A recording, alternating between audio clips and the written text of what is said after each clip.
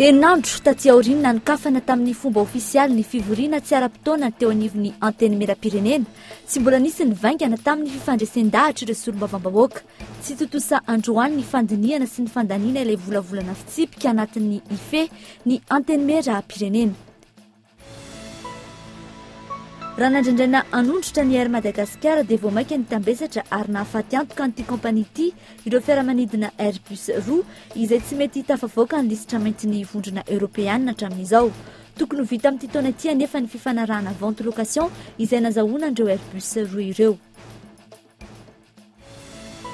Daly miisa 270 no lavin'ny balan'ny zandary tamin'ny faritra Iorombe iny, olon-tsotra 4 no namony ainy ary zandary iray no naratra vokatry ny fifandonana.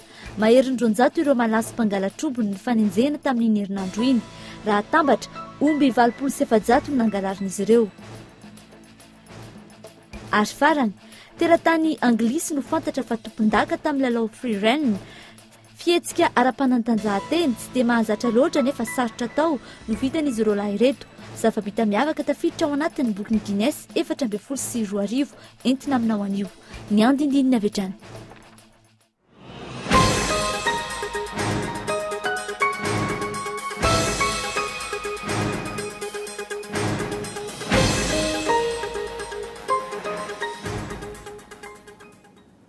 Tompoklasy tompoko vavy ankafaliana no itsidihana ny tokantranonao amin'izao takariva izao. Ny fampalalam-baovao no arahinao amin'izao ora izao. Araka izany manasanao mpanajana hanaraka ity fampalalam-baovao ity hatramin'ny farany. Ny pejin'ny politika avy hatrany no anomboantsika izany vaovao izany. Tsy totonsa androany ny fandiniana sy fandaniana ilay volana fitsipika anatiny izay ifeny anteny mera-pirenena eny Tsimbazaza. Raha tokony tamin'ny 12 ora atoandro teo no nandiniana izany dia tamin'ny 4 ora sy sasany tolakandro vao nanomboka ny fivoriana azony rehetra natrehana moa izany. Iza marina no mandrirarira ity fitsipika anatiny ity izay ifeny anteny mera-pirenena eny Tsimbazaza. Iandry Rarson no mitatitra ny vaovao. Efa vorilanina teny Tsimbazaza ny akamaroan'ireo solombavambahoaka andinika ity volavolana fitsipika anatin'ity tamin'ny fotoanan'ny fanomezana. Tamin'iray ora latsaka fahefany, nanambarany avy tao amin'ny sekreterana teny mera fa tsy mbola vita tota ilay volavolana fitsipika ho an'ireto solombavambahoaka ka ny hariva amin'ny 3 indray no atomboka ny fivoriana. Niverina tamin'ny adihevitra trano nanomboan'ity fivoriana tsy ara-potoana ity indray ny resaka dian'ny lahadinika. Ny filohan'ny teny mera milaza fa tokony hodiniana miaraka amin'ity volavolana fitsipika ity ny fanovana tao amin'ilay ordonnance 2014-001 satria nisy nampidirina ao amin'ilay fitsipika ife azy ireo. Raha ny reproduction an'io ordonnance kosa ny miditra anatin'ity règlement intérieur ity dia mety avofatopatotra ny député izany zavatra. Session extraordinaire izao zavatra azo atao zany arekeny lalàna tsara no ahafahana mangataka na amendement ny ordonnance io na abrogation ny ordonnance. Ny solombavambahoaka mpikambana atao amin'ny komite ad hoc namola vola ilay fitsipika dia nangataka ny andiniana manokana ity fitsipika ity ary risoana avy hatrany ny fandaniana azy. Sady ny fandiniana fitsipika anatiny ihany ny lahadinika ny antsoiny filakevitra minisitra izao fivoriana tsy ara-potoana izao. Natao renjerena koa le ordonnance izay nalefa taty amintsika iny dia natao ihany koa azy noraisina tamin'iny ka azo noraisina hahatsara ny fitsipika anatiny ifampitondrana eto anivon'ny anteny mera-pirenena ary dia mifanaraka tamin'ny efa voalazanao tao ihany koa ary izay efa novaliny ramatoa mpampakateny teo ihany koa fa itia ordonnance izay naroso izay nomena antsika tia dia ao anatin'ny session ordinaire isokatra atsoatsy no anaovantsika azy. Hatramin'izao ranolorana anao vaovao zao dia mbola tsy fantatra marina ny hodin'ireo solombavambahoaka eny Tsimbazaza fa mbola ao anatin'ny fifandraisan-dahatra izay ho amin'ny lahadinika hatrany izy ireo. Enandro taty aoriana nokafana tamin'ny fomba ofisialy ny fivoriana tsy ara-potoana dia izao miverina hatrany ambolana izao ny asan'ireo solombavambahoaka ao Tsimbazaza. Mbola hijanona eny Tsimbazaza ihany tsika ao anatin'ity fanadidina manaraka ity. Efa ho efatrano izao mbola resabe ihany ilay resaka fanambaram-pananana izay eny anivon'ny Tsimbazaza. Io ihany koa ny mahakasika ilay hoe immunité parlementaire na azony tsy azo anenjehana ireo solombavambahoaka ireo. Tsy lany bavony ireo solombavambahoaka sasantsasany teny Tsimbazaza nefa ilay ordonnance izay maniry azy ireo sy mametra azy ireo anao izay fanambaram-pananana izay eny amin'ny HCC sy mametra manokana azy ireo ihany koa ny immunité parlementaire. Samy manana ny famakiny sy ny fazahony ary ny fandinihan'ilay ordonnance nefa izy ireo. Arahantsika ny fanadidina. Fampiarana ny andiny farakembe efapolo amin'ny lalam-pandrenana no tokony hanaovan'ny solombavambahoaka fanambaram-pananana. Mazava ny voalazany lalam-pandrenana mialoza ny hanaovana ny asa na ny hiraka amin'ny maha-olom-boafidy. Isan'izany ny solombavambahoaka mametraka amin'ny fanambaram-pananana eny amin'ny fitsarana avy momba lalam-pandrenana. Ho an'ny solombavambahoaka sasany anefa tsy ana tsy fahafantarana ny lalam-pandrenana na nonkatsa manokana atao amin'ny fanaovana politika fa adikan'izy ireo fanetsakitsahana ny zofototra maha-solombavambahoaka sy fanaovana zinona azy ireo iny ordonnance natao amin'ny fiadidinan'ny repoblika iny mentina miady amin'ny kolikoly sy ny tsy maty manota. Mangataka ny hanaovana fantsiana lehibe amin'iny ny solombavambahoaka mapara na ny tantsorao mandidy.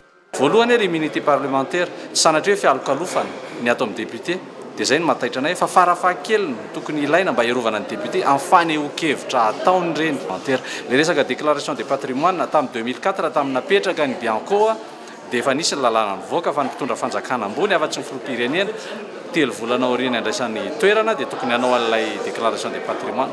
Efa misy an'izany anie fa tsy voatery hoe atao any amin'ny HCC le izy dia hisy liaison any amin'ny fisc dia avy eo ho contrôlen'ny fisc. Zany ohatra ny fanakorontanana dome ka ny tiako hatongavana dia tsotra so dia hevitra hafa ny tiana hatongavana ny anakorontanana le antenimieram-pirenena mihitsy. Mazava ihany koa nefa mivoalazany lalam-pandrenana ao amin'ny andiny fahavalany valopolo fa azo amin'ny filoham-pirenena andraisana ordonnance ny tranga tahaka ity mahabe resaka ity. Araka ny lalam-pandrenana ihany koa ny fanonganana ny solombavambahoaka tsy manaiky nanao izany fanambaram-pananana izany rehefa jerenana tsy prian'ireo voalazany lalam-pandrenana. Vokatry ny fahafantarana voalazany lalam-pandrenana tsy matahotra ny hanao firazam-pananana ny akamirony solombavambahoaka na dia nasa taikatra azy ireo aza ny endrika natonga izany teny amin'ny antenimieram-pirenena. Voalohany indrindra aloha izany hoe le ordonnance raha ohatra ka hoe resaka fonctionnement sy mikasika ny député ny atao dia tokony mba nentina teto amin'ny atrehan'ny Assemblée nationale le izy ny fampijerena sy ny fampidiniana zany. Ny faharoa mandringa le izy hoe ny député dia asaina manao déclaration na patrimoine ny tamin'ny 5 taona lasa rehetra dia tsy maintsy ampahafantarina ihany koa ny fananana izay ikambanany amin'ny olona, ny fananana iombonana sy ny sisa zavatra maro be ohatr'izany.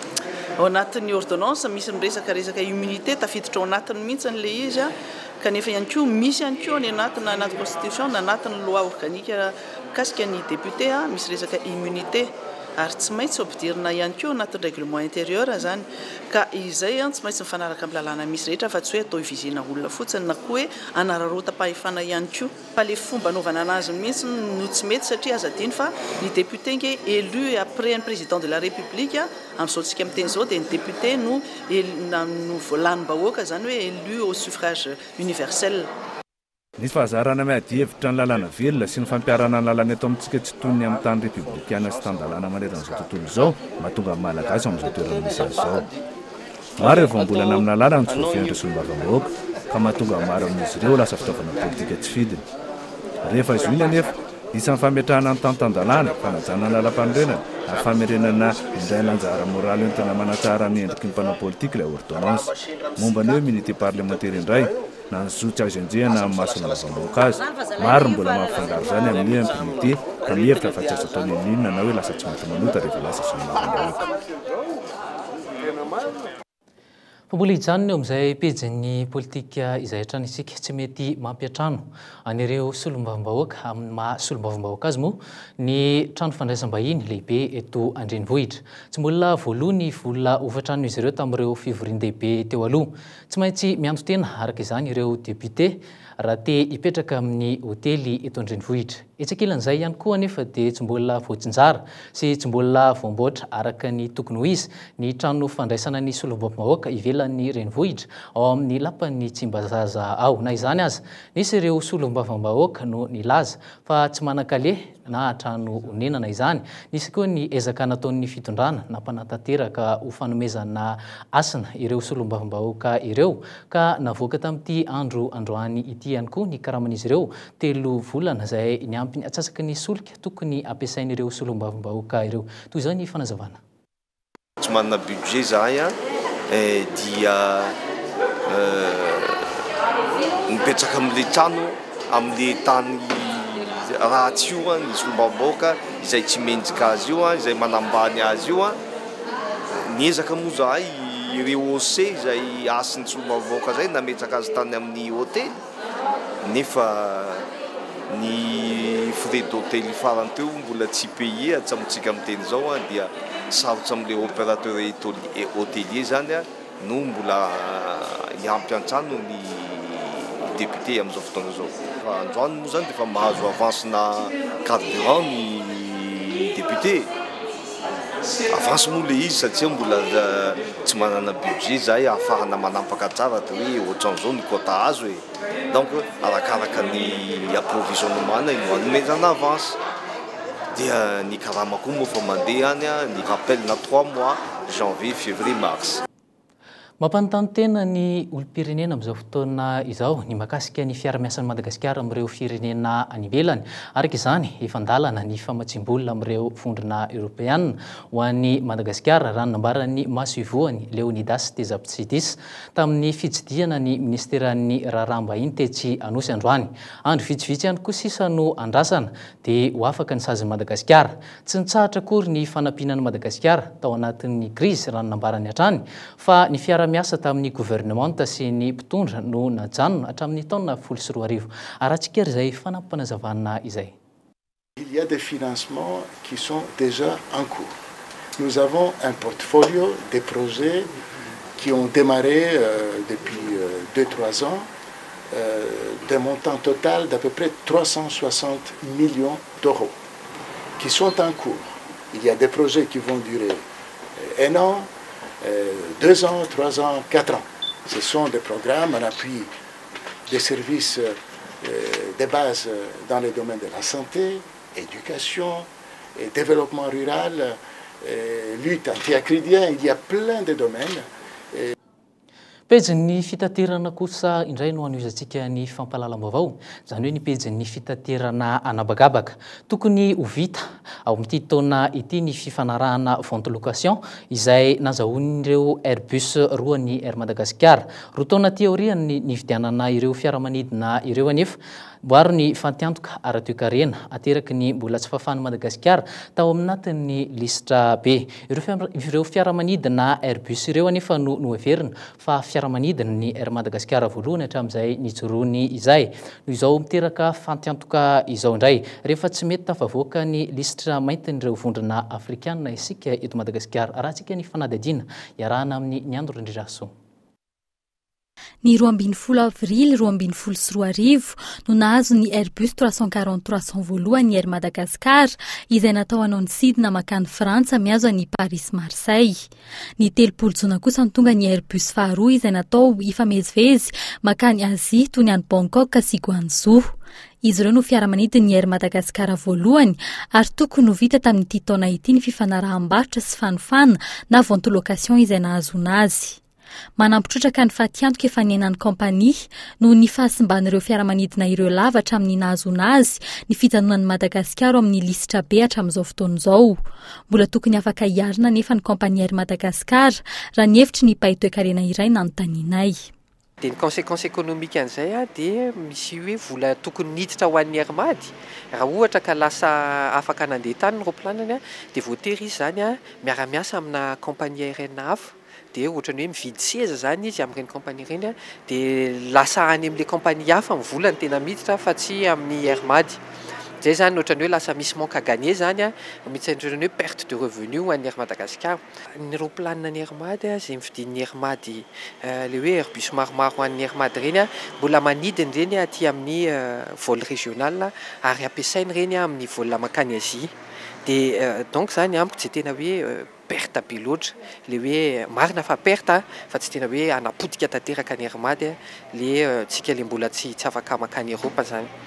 ity kampania ity ihany anefa treto no mahafen'ny fepetra takin'ny oasi na nyrafitra iraisam-pirenena misana ny fitaterana napakabaka amin'ireo orinasam-pitaterana napakabaka miisa 12 eto Madagasikara raha nambara ny Tale Général ny ACM na Aviation Civile de Madagascar. Tsy fahalavorariana teo amin'ireo orinasa mampiasa fiaramanidina sy manao fikojakojana azy ireny no isan'ny lesoka goavana tsikaritra ireo mpanao fitsirina ny volana febroary farany teo. Natonga ny comité sécurité aérienne ny Union européenne laza fa hoe mbola statu quo aloha tazomina amin'ny toerana misy azy amin'izao fotoana izao ery Madagasikara satria indrindra ho izy dia mbola tsy ampy loatra ny surveillance c'est ataon'ny ACM amin'ny ery Madagasikara ka rehefa mietsara ireo dia hojarevana ny kahan'ny Madagasikara ny kahan'ny ery Madagasikara amin'ny fotoana manaraka.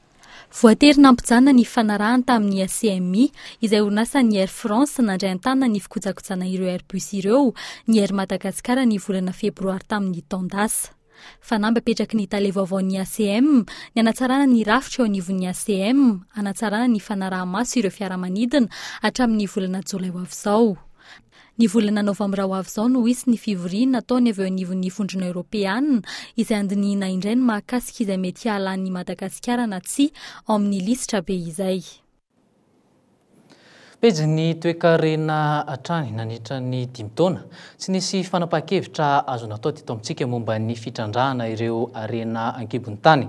Tsy nisy ny fanaovatsiny sy fanomezan-dalana ho amin'ny fitrandrahana ezaka tao amin'izao fitondrana vaovao izao izany hoe ny Repoblika fahefatra izany ny iverinany izany indray mba ampiroborobo ny toe-karena eto amintsika. Araka izany ny fa 7 hatramin'ny fa 1 ny volana avrily mey ho avy izao no hotanterahina eny amin'ny CCI vato ny ladinka makasika izay ampifanantonana ihany koa ireo mpitrandraka sy ny fanjakana rahatsika ny fanampanazavana momba izay resaka izay.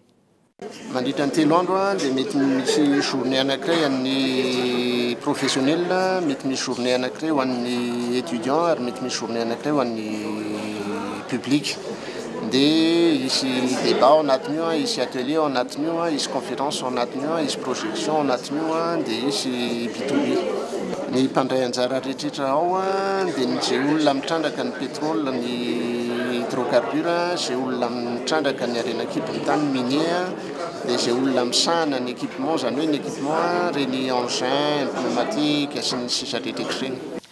Vaovao voaray izao amin'izao ora izao avy eny anivon'ny anteny miram-pirenena eny Tsimbazaza fantatra amin'izao ora izao fa izao vao manomboka mandinika ilay volavolana fitsipika ife azy ireo ny eny Tsimbazaza. Araka izany manoloana izany dia tsy fantatra raha ho tratran'izy ireo ihany ny andany ity fitsipika ife azy ireo misy ny 13 sy 900 anio alina. Hotanterahina eto amin'ny hotanterina aminao eto amin'ny Kolo TV Antrano moa izay fisotran'ny eny Tsimbazaza eo anatin'ny fampahalalam-baovao Rampitso.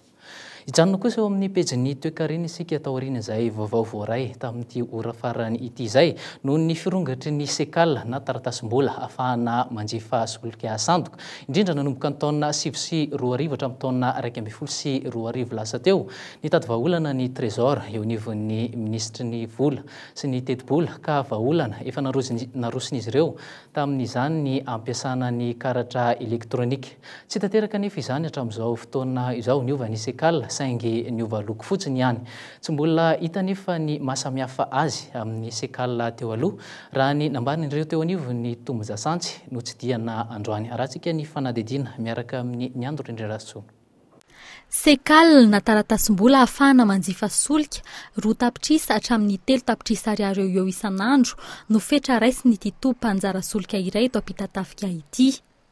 Fepetra no raisin'izy ireo hatramin'ny siny sekala santoka nahitana ireo tompo-panjara solika fa tiantoka hatramin'ny 2.700 tapitrisa ariary. Tsy iraisan'ireo tompo-tsolika rehetra nefa io satria dia tsy manampetra ny fakana solika amin'ny alalan'ny sekala mandritry ny ora sy ny andro fivoahany eto amin'ity tompo-tsolika iray eto 67 hektara ity. Ny 9 avrily ity tobin-dasantsira ity no naharain'ny taratasy avy amin'ny ministera ny fitantanam-bola sy ny teti-bola fa fepetra noraisina iarovana amin'ireo sekala santoka dia novaina ny firafiny. Ny nanaovana an'ilay sekala vaovao dia noho ny fahafantarana azy dia noho ny fisiny ireo sekala taloha santoka.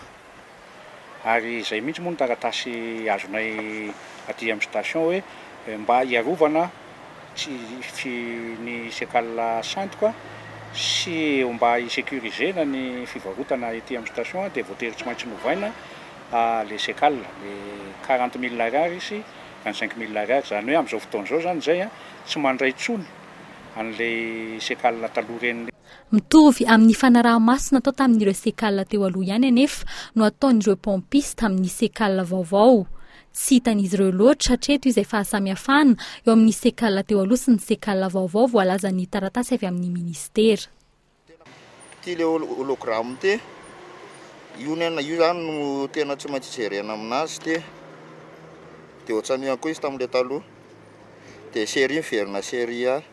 Hitanao zao ty loko ambony ty zao ny anazy 25 000 no ohatran'izao ny loko dia zao izy laza natao 40 000 tovitovy ihany dia ty somary lehibe par rapport au taloha. Le mangirangirana iny ka le mangirangirana iny ihany no jerena aminazy dia misy ohatran'iny ihany koa ka ohatran'ilay taloha ihany ohatran'ny mitovy ihany.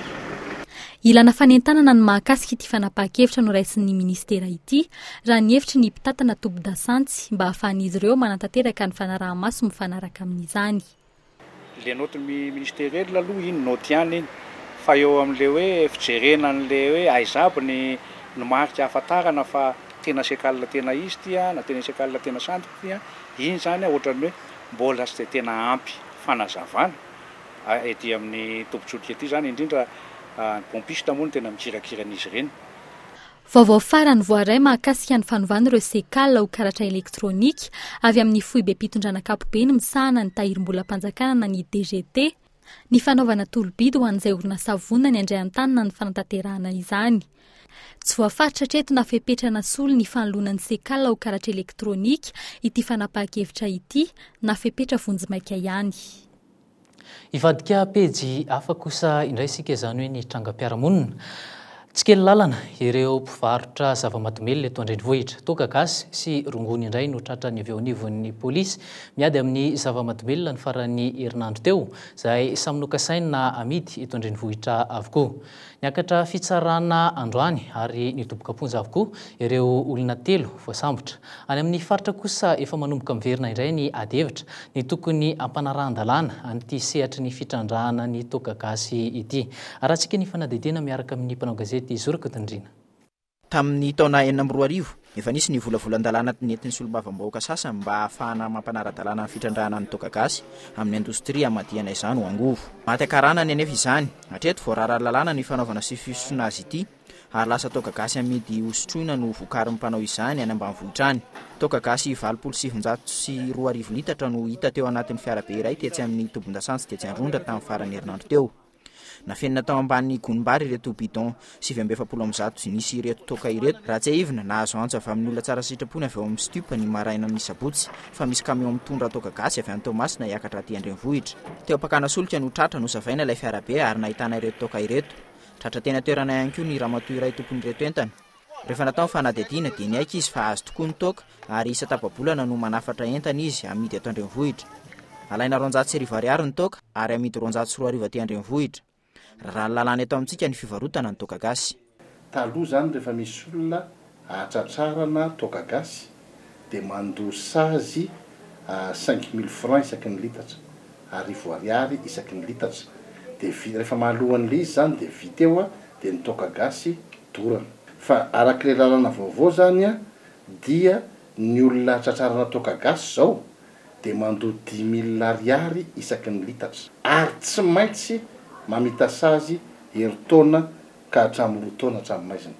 9 litatra isam-bolana eo izany ny toka gasy miparitaka eto an-drenivohitra ho an'ity tambajotra ity fotsiny. Izany hoe raha ataony kajy mandritra ny heritaona dia mahavita mivarotra toka gasy 2,7 litatra izy ireo. Midika izany fa azo trandrahana tsara ho angovo ny toka gasy eto amintsika. Ankoatra izay, lehilahy sy vehivavy iray ihany koa no mbola voasambotra ny pôlisy avy ao amin'ny stupa ny farany herinandro teo. Izy ireto indray dia natratrarana rongony.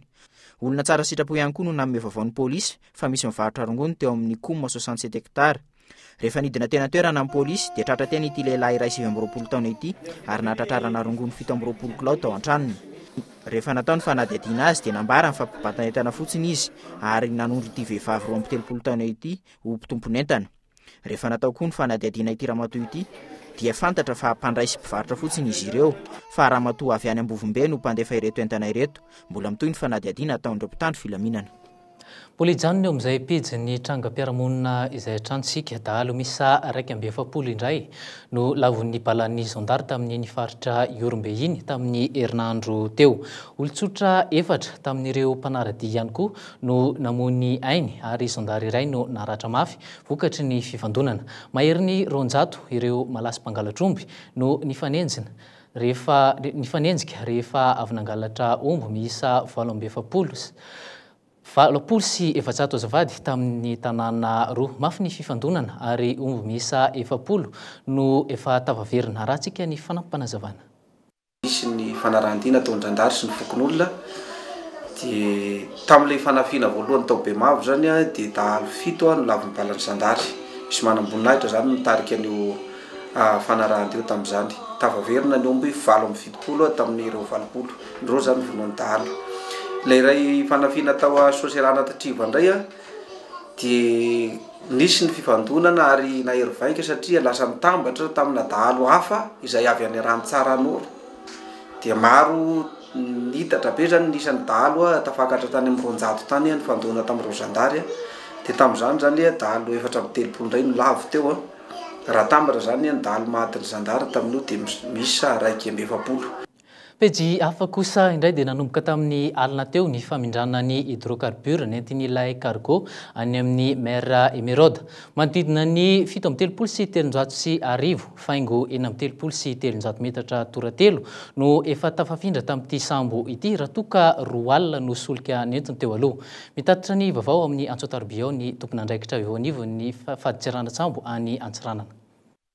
Somary na filazana fa nisy famindrana 10,000 metre cube tamin'ny asabotsy teo fa ny zavatra marina dia hal no namindra nisy famindrana hal nanomboka tamin'ny maleriva tamin'ny Sasamaheridiny no tafita tao amin'ny afapetaka tamin'ilay sambo rendrika ny sambo entina maka an'le ampahany solika tao anatiny. Nanomboka tamin'ny 7 alina ny pompage ary ny farana tamin'ny 2 maraina dia tamin'ny 3 maraina vao niala teo izahay ary tamin'ny 9 maraina 9 maraina dia mandeha ny famindrana n'io tonga io makany amin'ny tobiny logistique pétrolière eto Antsiranana. Limenga avy any am-poro makany amin'ny toby fitazomana solika eto Antsiranana zany zao no zavatra mandeha indray amin'ny fotoana iresahantsika isanao zao fa mbola miandry ny vokatr'izay famindrana zay. Fa ny asa rehetra atao dia eo ambany fanaraha-mason'ny tafikin-dranomasina sy ny olety. Vaovao avy any amin'ny faritra kosa indray dia nisokatra androany any Mahajanga ny fivorian'ireo ampanjaka avy amin'ny foko 12 manerana ny Madagasikara ary tsy farana izany fivoriana izany raha tsy ny alarobia ho avy izao. Tafiditra ao anatin'ny dinika iarahana amin'izy ireo amin'ny mahakasika ny fahasalamana sy ny zolon'olombelona. Lohevitra amin'izany ny fivoriana izany moa ny hoe mifandrimbana hanatsara ny hoavin'ny taranaka malagasy. Taterina aminao ao anatin'ny fampahalalam-baovao amin'ny manaraka ihany moa ny tatitra izay fivoriana izay. Inany koa no itodiantsika avy hatrany amin'ireo maresaka avy any ivelany. Fanamilohana ho faty io no sazy miandry ilay lohandohan'ny misorona frère musulman any Egypte Mohamed Badi miaraka amin'ireo namany miisa 700 mpiaradia amin'ny filoham-pirenena islamista teo aloha Mohamed Morsi. Nivoaka io maraina io ihany koa ny didipitsarana raha tsy ivana ray volana ilasa zay mpiambana anjato no efa voaelika ho faty sy mahazo sazy atranomaizina mandrapahafaty no ny erisetra niseho tao minia ny 14 aogositra lasa teo. Vaovao avy any ivelany hatrany araka ny mazatra dia ny Guinness no mananantsika ny fampalalam-baovao ito amin'ny golo. Teratany Anglisy roa no fantatra fa tompon-daka tamin'ilay lalao free-run. Fihetsika ara-panandajan-tena tsy dia mazatra loatra nefa sarotra atao no vitan'izy roalahy ireto. Zava-bita miavaka tafiditra tao anatin'ny Guinness taona 2012 moa izay zava-bita izay arahantsika intrany ny fanadidina. Miavaka ny zava-bita miavaka entina aminao amin'ity androany ity. Fahazarana fotsiny ary tsy misy fitaovana ampiasaina fa ny herim-batana no miasa mafy eto. Scott Fitchett ary Cole Armitage teratany Anglisy no fantatra tamin'ity fanatanjahantena ity any ivelany ankehitriny. Iazonana ny équilibre, ny iray mamikitra amin'ny vatana ary ny iray hafa mandrazona ny vatana amin'ny tany.